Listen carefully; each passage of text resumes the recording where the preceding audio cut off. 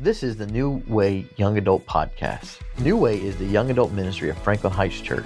This podcast is a sermon from our Wednesday night gathering, and we pray that God would use it in your life as you navigate these young adult years.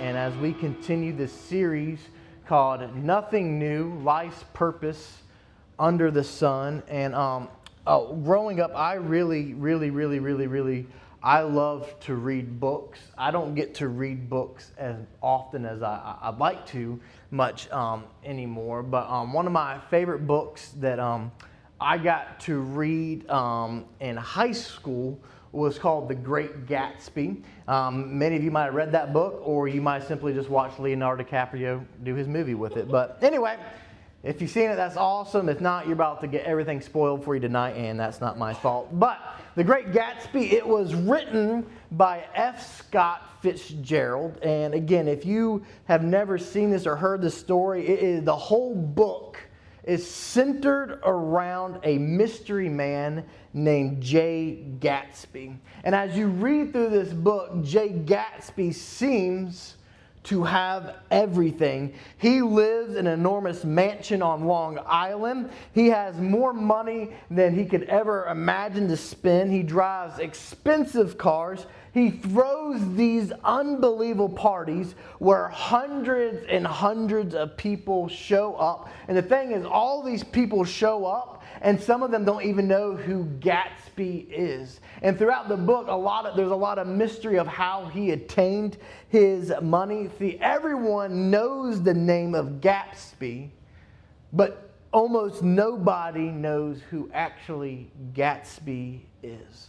And you see, as you read through the book, Gatsby built his entire life around one thing, which was a girl named Daisy. You know, she was the woman that he loved. He loved many years before. And Gatsby convinced himself that he could become wealthy enough, impressive enough, successful enough. Somehow he could recreate the past and finally have the life he thought that he was supposed to have. So he spends his life building this incredible world around himself, but he never actually enjoys it. Even the parties aren't really for him. He throws them hoping one night that Daisy might walk through the doors. And eventually, Gatsby gets close to what he wants that he spent his whole life chasing, but he never actually gets it. Tragically, in the end of the book, he gets killed. And the man who threw parties attended by hundreds of people, the name that everybody knew, no one shows up for his funeral. It's just him there and a good friend all alone. The crowd disappears, the parties stopped, and the mansion becomes quiet. Daisy was gone. Gatsby had spent an entire life trying to build a life that would finally satisfy him, and then he died without ever getting to enjoy it. He was incredibly rich. Understand this. He was incredibly rich and incredibly poor. He was surrounded by people and completely alone. The Great Gatsby, as you know, it's fiction.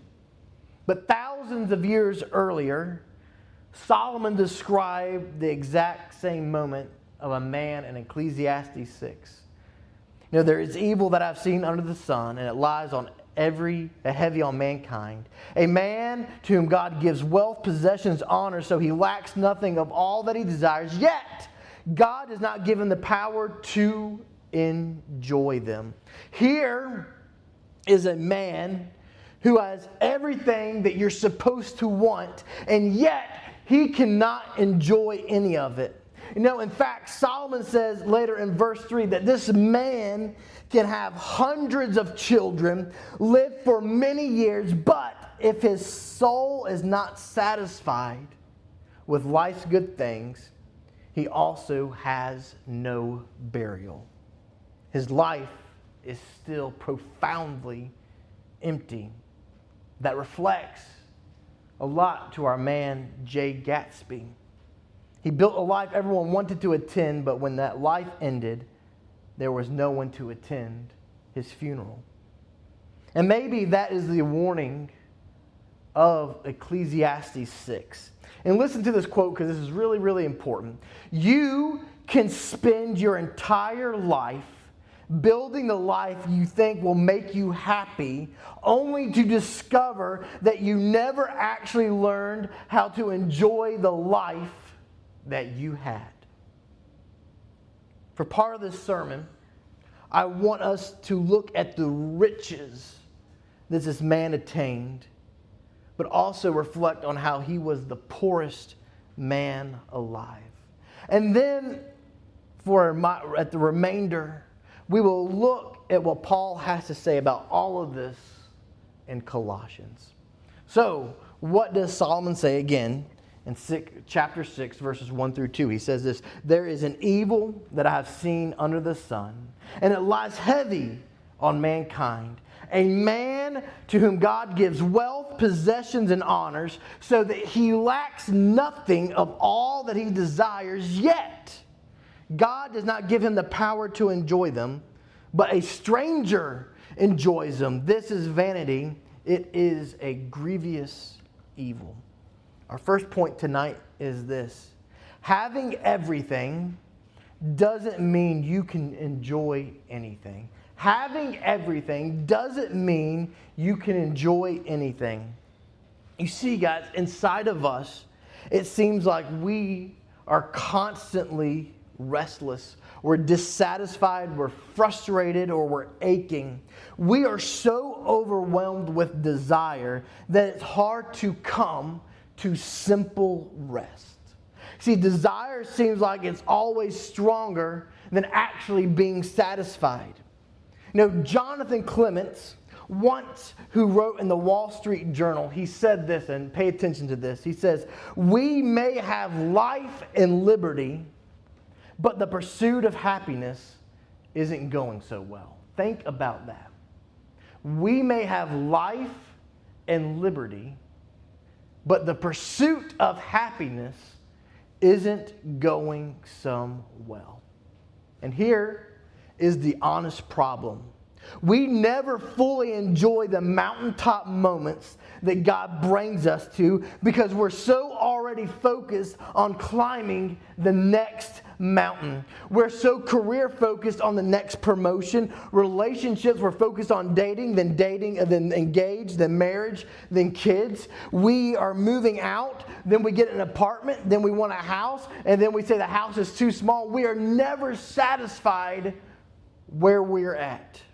We never seem to enjoy what God has given us. You see, life can be a lot like Christmas morning. We're so excited to finally get what we've been waiting for, but not too long after that, we're already making a list of we want next year. You see, this man in this verse, we really don't have context really who it is, but this passage is to believe that Solomon is painting a picture of himself. Solomon, who had it all, not only the fortune, but he also had great fame. You see, many people value fame more than money. Yet, we see he is unable to enjoy anything that he had. You know, Martin Luther called this verse a description of a rich man who lacks nothing for a good and happy life, yet does not have one. I like parties, but here's the thing. I do, yeah. That was a quick, segue, wasn't it? I like parties. I like birthday. I really enjoy going to birthday parties. But I'm going to be really honest with you. And maybe you feel the opposite. Maybe not. Maybe I'm the only person in this room. Do you know how awkward it is to go to your own birthday party?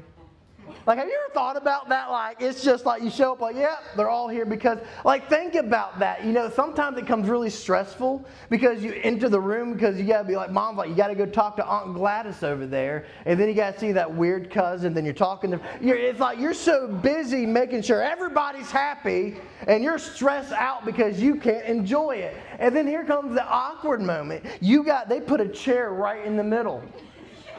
And everyone brings you gifts thinking that they like have the cure for everything when they place it. And sometimes you got to fake being happy with what you got. You ask for nothing, you get all this weird stuff. And you're sitting there and you're like, pretend you put on that cheese, like, oh my goodness, this is the best thing ever. And it's like a roll of tape. And, you just move on with life. Then you got to bring out the birthday cake, and, it was fun, like, when you're 6, but when you're in your 20s, it's just, like, you're sitting there, everyone's singing happy birthday to you, and you're like, I just really want all you to go home so I can watch Netflix. That is my birthday wish. And you blow it out.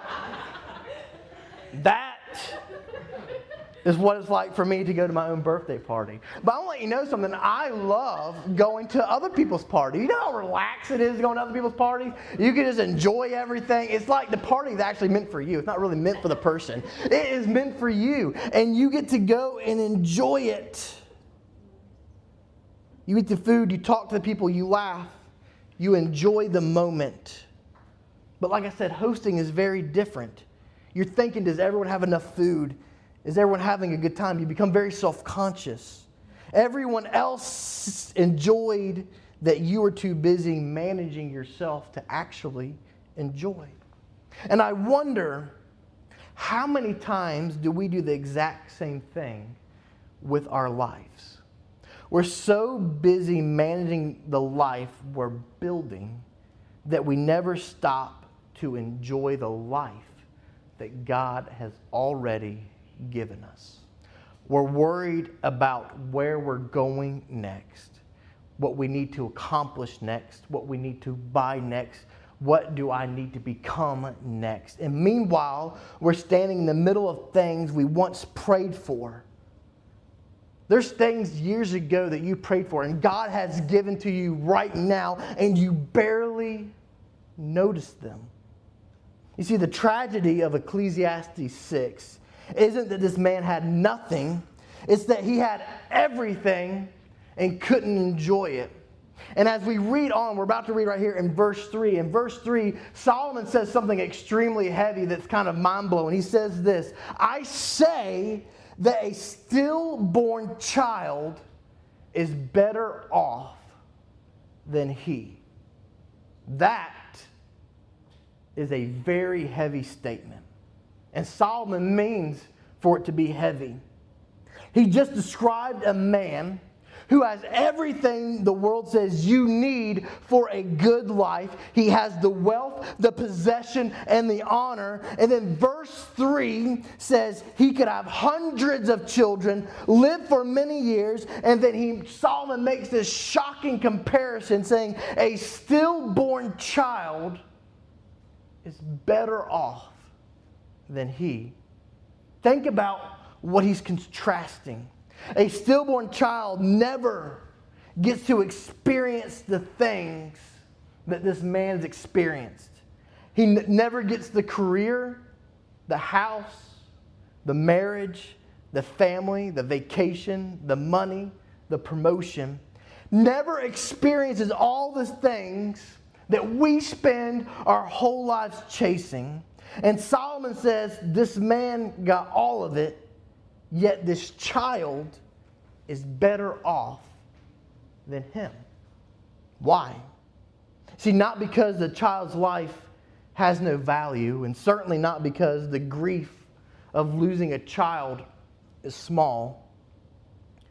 Solomon is intentionally using one of life's deepest tragedies to make us understand the tragedy of being given an entire life and never actually enjoying it. The child never had the opportunity to enjoy these things. The man had the opportunity and couldn't. That's the tragedy. And that's where this passage stops being about some rich man thousands of years ago and starts getting uncomfortable for us. Because you don't have to be wealthy to waste your life waiting for a different one. Imagine right now, imagine everyone in this room, imagine that God gives you 80 years. Think about that. You have 80 years on this planet. But you spend 20s waiting for your 30s. You spend your single years waiting to get married. You spend your dating years waiting to be married. You spend your apartment years waiting for the house. You spend your first job waiting for the career. You spend your early career waiting to make more money. And every time God gives you what you thought you would finally make you happy, you enjoy it for a moment. Then you start looking for what's next. Then one day you're 70 years old, looking backward instead of 25 looking forward. And maybe the most heartbreaking realization is that you could have is this: I was always waiting for my life to start. That is what makes Solomon's comparison so heavy. The stillborn child never had the opportunity to experience a long earthly life, but this man did, and he spent the whole time dissatisfied. He had years he didn't enjoy, people he didn't appreciate, possessions that he couldn't be grateful for, moments he didn't notice, blessings that became ordinary, answered prayers that eventually became things that he complained about. And for us, some of you are living in a season right now that you are going to miss one day. Listen. You have to listen right here. You might, understand this. You might hate, you might hate being single right now. But there are things God can do in this season that will never look exactly the same again the rest of your life. You might hate that little apartment. But one day you may drive past it and remember some of the best years of your life happened there. You might think your job isn't important enough, your bank account isn't big enough, your relationship isn't far enough along, and your life is not moving fast enough. Be careful wishing away a season that one day you'll wish that you can never have. Because the tragedy Solomon describes isn't dying without getting what you wanted. It's getting to the end of your life and realizing you had a life worth enjoying, but you were too focused on the life you wanted to notice instead of the one that God actually gave you. And that's why Solomon uses such an extreme comparison right here. He's forcing us to ask this question: What good is a long life if I spend the entire thing wishing I were somewhere else? What good is a long life if I spend the entire thing wishing I were somewhere else? Because discontentment doesn't just steal your happiness. It can steal a life one day at a time.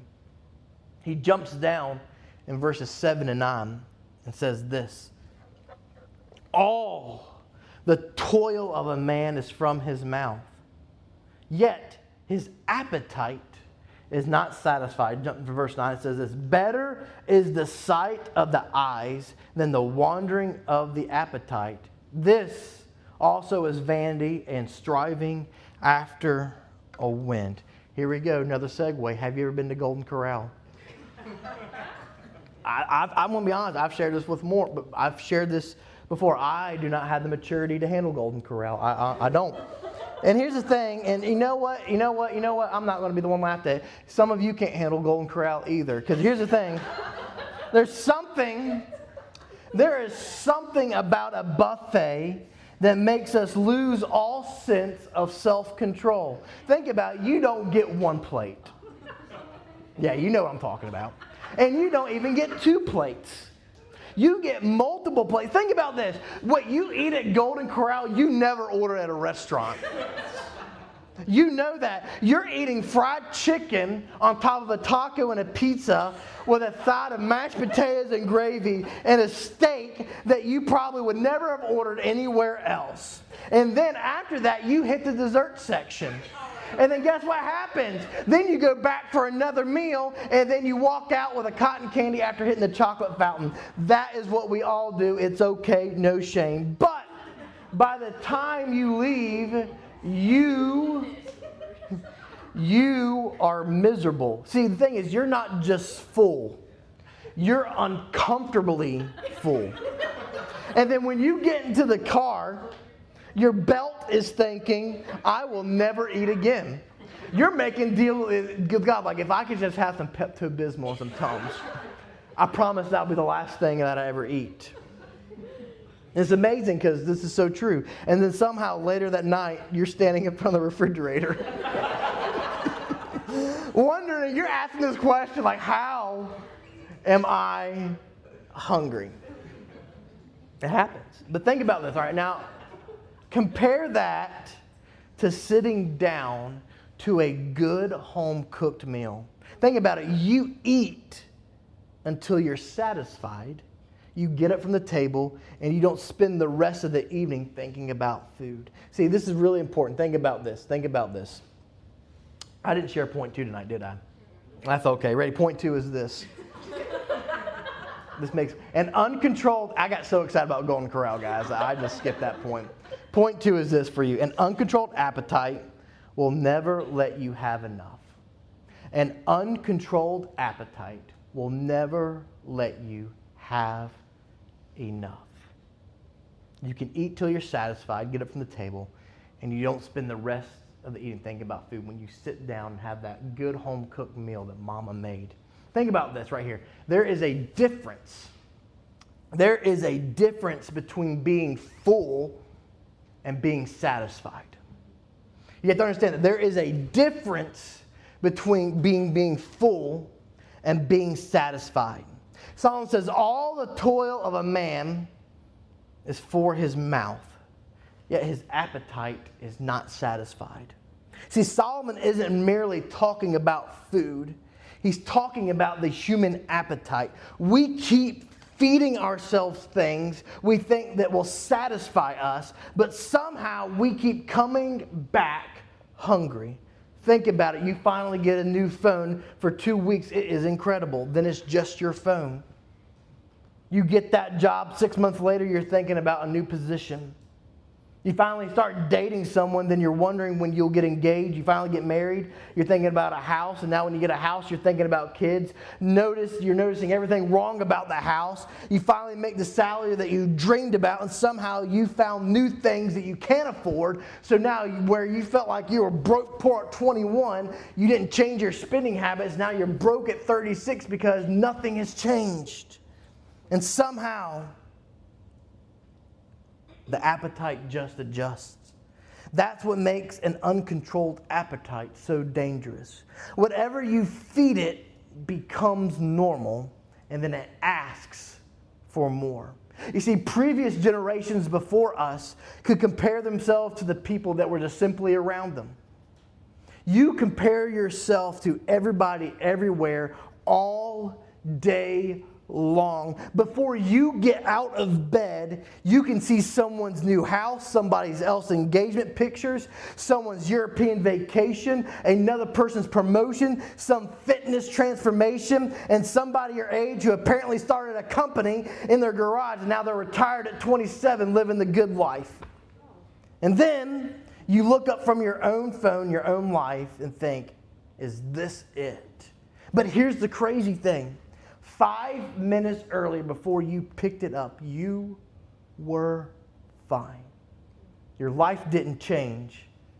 Your appetite did. That's why verse 9 says this, better is the sight of the eyes than the wandering of the appetite. That's such a powerful phrase. You see, the sight of the eyes, what God has actually placed in front of me, In the wandering appetite, everything my heart keeps telling me what I need next. Solomon says, it is better to enjoy what is actually in front of you than to constantly fantasize about what could be. Maybe you don't have that dream house. Look around right now to the place that God has given you. Maybe you're not married yet. Look at the friendship, the opportunities God has given to you this season. Maybe you're not making six figures. Look at what God has provided for you today. Maybe your career isn't where you thought it would be by now. Look at what God is doing exactly where you are.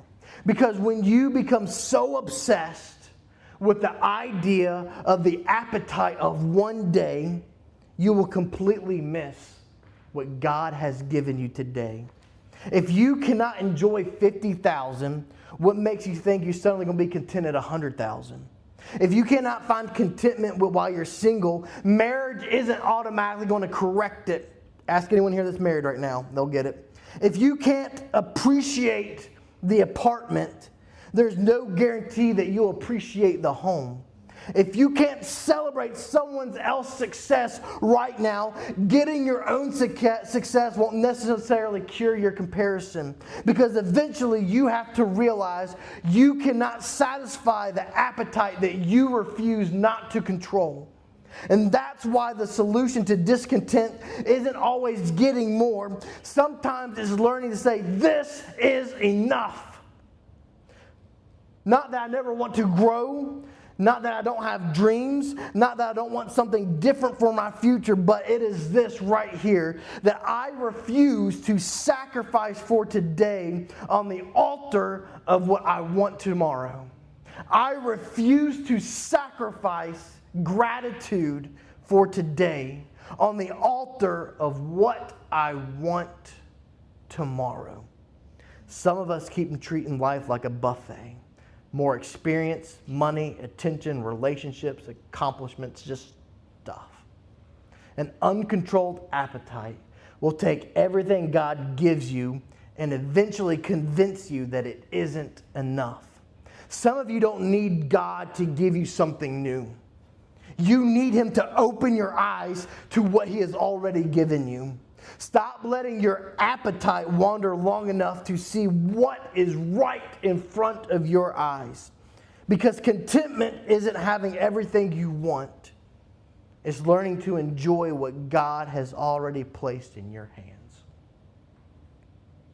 So with all of this said, from Solomon, let's see what Paul has to say about this in Colossians for the remainder of our time. If you can, turn to Colossians chapter 2. I'm looking at verses 2 and 3. If not, it's going to be right here on the screen. This is what Paul has to say. Think about this. Think about this. Ready? Listen.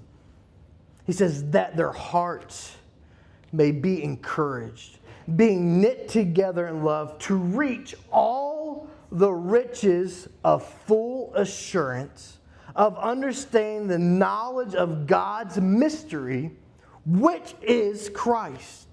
In Him who are the hidden all treasures of wisdom and knowledge. Our third point and final point tonight is this. What you have only matters if you have what lasts. What you have only matters if you have what lasts. We just spent an entire chapter listening to Solomon talk about a man painting it of himself who has everything and is still not satisfied. Now listen to Paul, because these two men give us almost two opposite pictures. Look at this. Solomon had everything and was left empty. Paul had almost nothing and somehow lived full. Solomon knew wealth, possession, influence, pleasure, accomplishments. We know what Paul knew. He knew beatings, rejection, hunger, shipwrecks, prison cells. And yet Solomon looks at everything around him and keeps using words like vanity and striving after the wind. Paul looks at Christ and uses words like riches and treasures. That's a massive contrast. See, there's something interesting about Paul's choice of words here. Riches, treasures. Though they're the exact kind of words we normally associate with someone who would have made it. But Paul isn't talking about money. He's not talking about possessions. He's not talking about circumstances. Paul says there are riches that go deeper than anything you can accumulate. And there is a treasure more valuable than anything you can possess. And he gives that rich and treasure a name, and it is Christ. It says, in whom all hidden things, treasures of wisdom and knowledge. Notice, Paul doesn't say that Jesus has the treasure. He says the treasure is found in him. Because sometimes, this is going to hurt, because it hurt for me. It's going to hurt for you. Sometimes we can accidentally reduce Christianity to believing that Jesus is a person who helps us get the things that we really want. Jesus helped me get the job. Jesus helped me find the person. Jesus fixed my circumstance. Jesus helped me be more successful. There's nothing wrong with bringing those desires to God. But Jesus isn't the pathway to treasure. Jesus is the treasure. So look closely at verse 2. It says this, all the riches of full assurance of understanding and the knowledge of God's mystery, which is Christ. Paul is describing the incredible privilege of knowing Christ and understanding what God has done through him. See, the mystery that generations were waiting to understand has now been revealed. See, God's plan wasn't a philosophy. It wasn't a system. It wasn't a set of rules. It was a person. And in Christ, we finally understand who God is, what God is doing, and how sinful humanity can be brought back to God. That's why these are riches, in whom are hidden all the treasure of wisdom and knowledge. You see, right now in Colossia, in the ancient world this time, people are constantly searching for deeper knowledge, secret wisdom, something more. You had a group of people that were called Gnostics, and basically they're saying, yeah, Christ is awesome, but there has to be something more. It cannot be that simple. There has to be a deeper mystery to who Christ is. There has to be a deeper understanding of salvation. And Paul says, no, it is Jesus. He says, stop searching like the greatest truth is still out there somewhere waiting to be discovered. He says, you want to know God, look at Christ. You want to know what God is like, look at Christ. You want to understand salvation, look at Christ. You want to know where forgiveness is found, it's Christ. You want to know where your identity ultimately comes from, look at Christ. You want to know what gives life eternal significance, look at Christ. I'm here to tell you there isn't some deeper level of Christianity where you eventually graduate beyond Jesus. The deeper you go, the more valuable Christ becomes. That's where Solomon and Paul make such an incredible contrast. Solomon explored everything. He went out to explore everything what this world could offer and kept asking, is there anything more? Paul found Christ and essentially says, I found the treasure.